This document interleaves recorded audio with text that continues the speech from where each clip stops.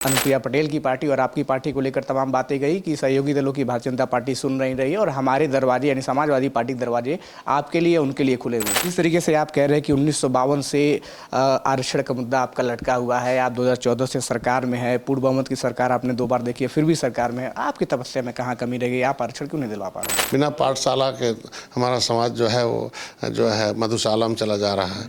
तब ये पार्टियां जो हैं उन्हें पाकशाला तमाम मुर्गा दारू खिला के इनको वोट लेती रही।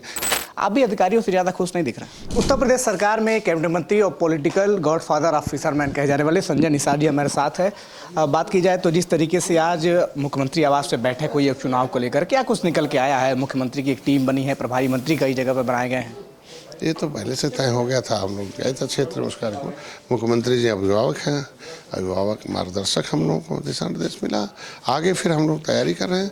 जिस तरीके से आजमगढ़ और रामपुर जीते थे उसी तरीके से ये भी उपचुनाव जीतेंगे। इसमें एक सीट आप भी दावेदारी कर रहे हैं, उस सीट को लेकर आपकी क्या रणनीति बनी है जीतने के लिए? देखिए, हम लोग मिल के लड़ते हैं, एनडीए हम लोग घटक देंगे और जो प्रत्याशी तय होता है वो एनडीए का होता है।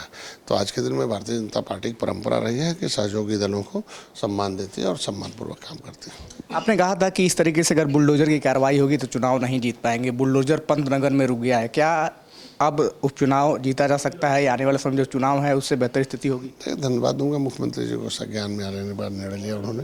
गरीबों के साथ खड़े हैं हमेशा मुख्यमंत्री जी हमारे।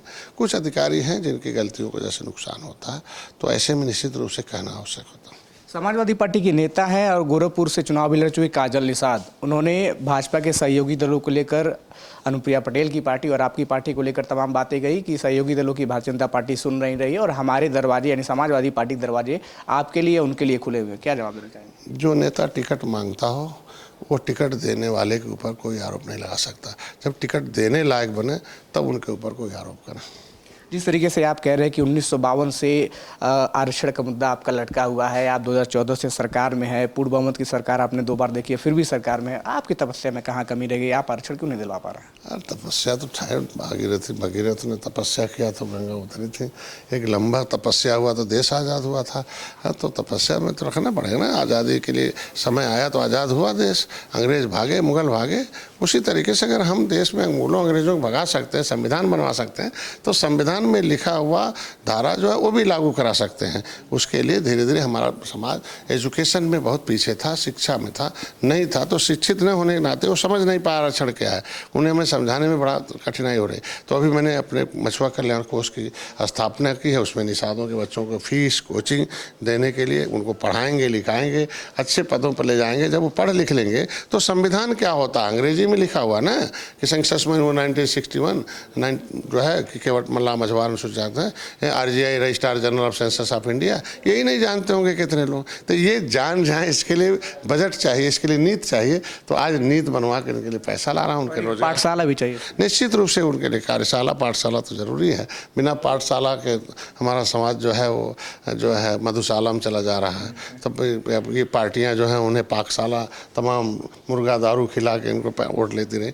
जब से पाठशाला खोला तब से वो लोग अब उधर से आके इधर से पार्टी के पाठशाला में आए। अच्छा, इसके पहले तो चुनाव के बाद देखा गया कि बीजेपी के जो कार्यकर्ता रहे हैं, पूर्व विधायक, पूर्व मंत्री, वो प्रशासन के खिलाफ पुरजोर अपनी आवाज़ उठा रहे थे कि सुनी नहीं जा रही कार्यकर्ताओं की। सहयोगी दलों में से ये आवाज़ जो है सुनी गई।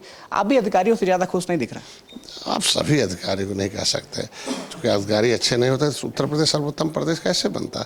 1-2 ऐसे हैं जो ऐसे हैं, उनको तो मैं पहले से कहा कि कुछ अधिकारी हाथी पंजा साइकिल वाले हैं जो अंदर से ज़रूरत पड़ने पर वो नुकसान पहुंचाते हैं। तो ऐसे तमाम लोग हैं जो काम करते हैं। तो ये तो हमारे साथ कैबिनेट मंत्री संजय निषाद ने साफ तौर पे कहा है कि उपचुनाव में एनडीए की जीत होगी और कुछ जो अधिकारी हैं वो अभी भी सुनवाई जो है वो नहीं कर रहे हैं कार्यकर्ताओं की। जितेंद्र के साथ विवेक शाही, अनादि टीवी, लखनऊ। अगर आप इस वीडियो को YouTube पर देख रहे हैं तो चैनल को सब्सक्राइब करें और बेल आइकन दबाना ना भूलें। अगर Facebook पर देख रहे हैं तो चैनल को लाइक करें।